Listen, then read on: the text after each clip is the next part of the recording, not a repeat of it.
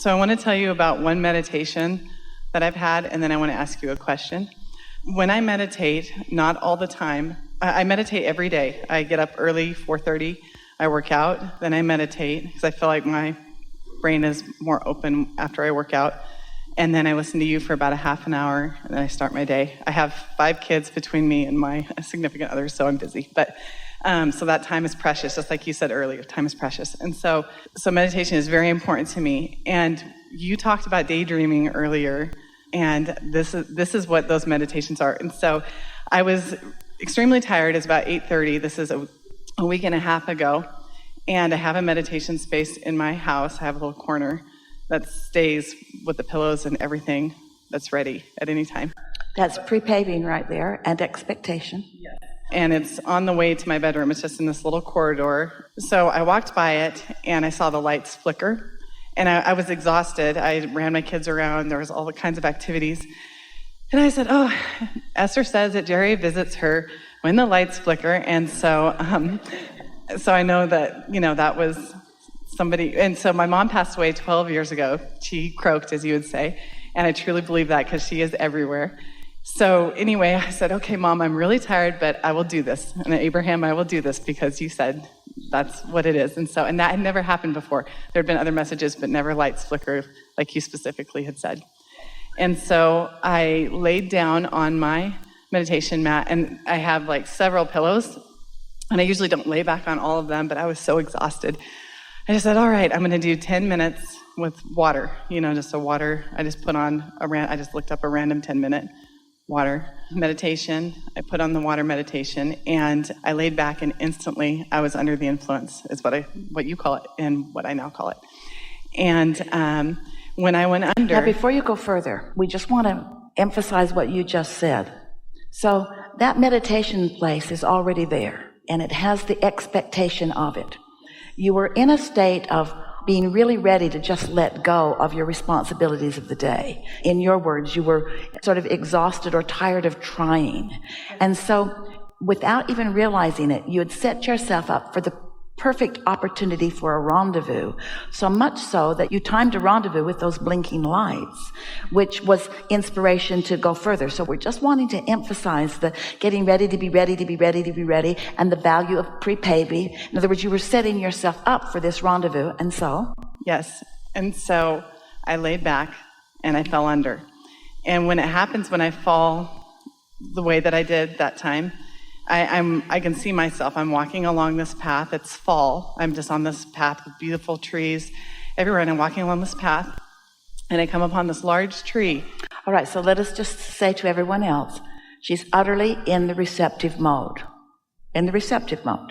In other words, she's not thinking these thoughts. She's not trying not to think these thoughts. She's just in the receptive mode, where what's in her vortex is bubbling up into a vision that she is receiving.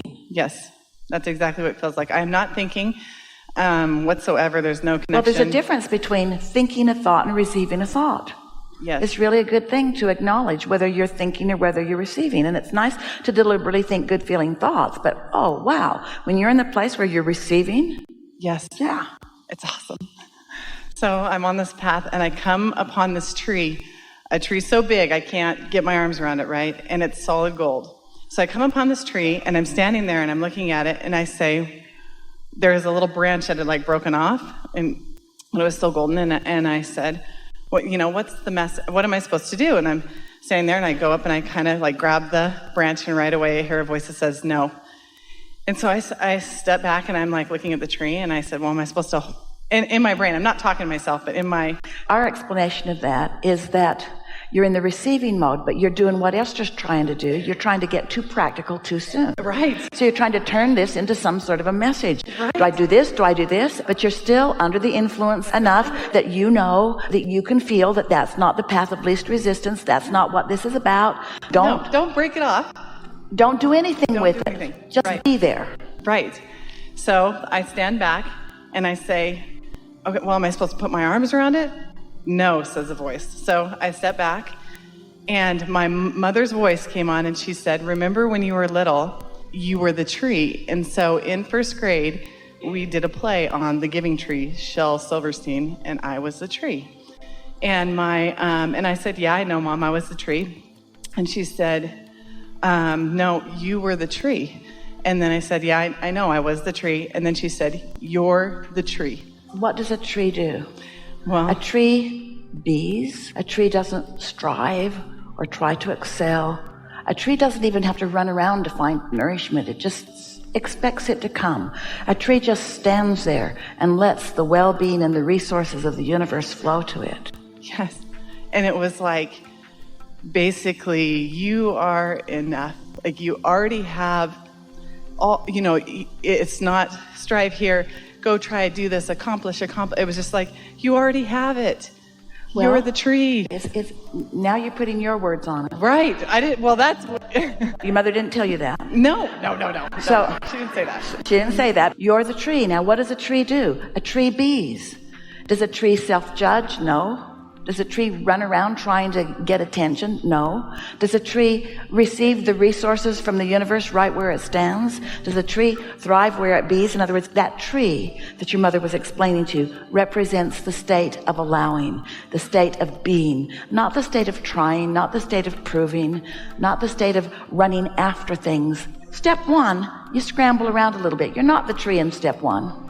You're the seeker, you're the asker, and the resources are flowing. This is a really good conversation to have in the midst of wanting to be more in the state of allowing. We'd like you all to just be that tree and let the resources of well-being just flow to you. We know that for many, it just doesn't seem enough to be a tree. That's why you're not a tree, is because you didn't plan on being a tree. But you got to be tree-like. You got to be tree-like in that just let the well-being come to you. And so it was so powerful. And I was telling a close friend this story yesterday, and he said, well, what is that around your neck? And I forgot a friend of mine 3 years ago gave me this Tree of Life necklace, and I've been wearing it ever since. That's what this is all about. And so I walk in today, and there it is. And I said, she will call me today. But notice, there are the roots. It's what comes before. There's the tree. There's the receivers out here. So can I tell you one more? I just want to tell you one more meditation I had that was the same Before tree. you do. Okay. Before you do. That was so profound. Before you do, we want to talk about meditation and receiving. Yes, that's what my question. We know. Okay. So I want more of that. How do I get to that? So of course, every morning it's not like that. Or every time I don't get these fabulous, but when I do, it's At first we called this the science of deliberate creation, but you all got too deliberate and too much striving and too much trying to apply the determination that you'd learned in other places in your life to this. And deliberate creation is really what you want. You want it more than creating by default. So then we began to put the emphasis upon being in the allowing mode, being in the receiving mode, because that really is where the majority of your most productive focus is. And so one of the ways that we've been talking about getting into the receiving mode is by quieting your mind. Because if you're thinking thoughts that are in competition, if you're thinking thoughts that have resistance within them, then you create a vibrational struggle within yourself that doesn't allow you to receive. And so the easiest way, it's easier to teach most of you to have no thought than to have a pure positive thought, because most of you don't have a pure positive thought about very many things. Maybe you can find a stick in your pile. So when you quiet your mind, you stop thought. When you stop thought, you stop resistant thought. And when you stop resistant thought, it allows your vibration to rise. So that state of meditation will put you in the receiving mode. But now we want to take it a little beyond that, because you can see how, as we visit with so many people who aren't in the receiving mode, that our dominant intent would be to help them to find the receiving mode. But why do you want to be in the receiving mode? Because when you're in the receiving mode, the ingredients of your vortex can be received by you so that you can begin a conscious, deliberate journey toward what you are wanting. And that's the only way that you are ever satisfied. Satisfaction comes from one place and one place only, having a desire or an intention and moving in the direction of it. Have you heard us say that before? Well, think about it. That vortex is all of your desires and all of your intentions. So you must be moving in the direction of your vortex.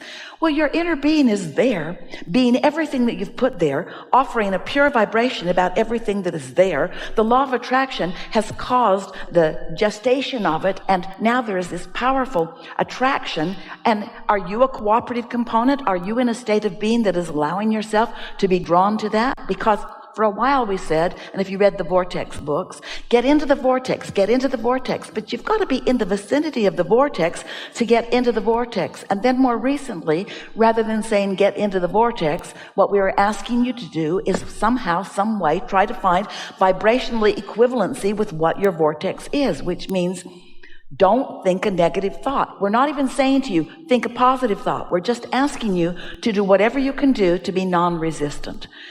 So many people have heard others talk about their meditations, where wonderful things like this happen, where they have visions or confirmation of things. And so many people, in approaching the subject of meditation, want to jump right over there to receiving something. They want to jump right over there and receive. I'm willing. We know you are. Well, you've demonstrated it already. They want to jump right over there to receive something. So the first step in beneficial meditation, it really is to quiet your mind. But when blissful thoughts begin occurring to you that feel like daydreams, that means you're in the receiving mode. That means that you're translating.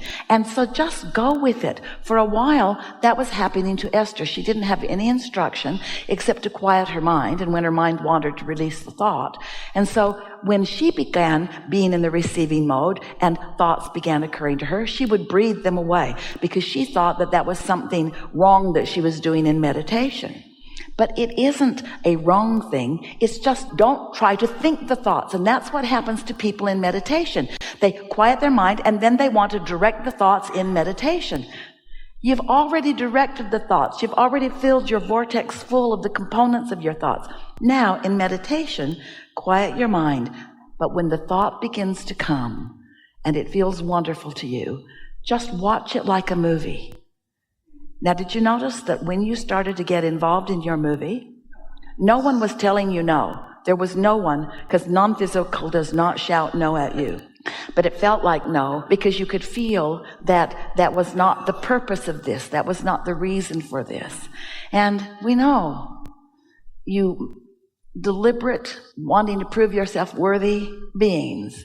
It's hard for you to hear that you're already worthy and you don't have to prove, because there's been a whole bunch of bogus information that's been offered to you by people who needed to control your behavior so that you could feel better. Sometimes people say to us, Abraham, you teach selfishness. And we say, yes, we do. Because if you're not selfish enough to care about how you feel and accomplish feeling good, then you will not hook in and you won't have anything to give anyone else. And who is it that's most likely to call you selfish?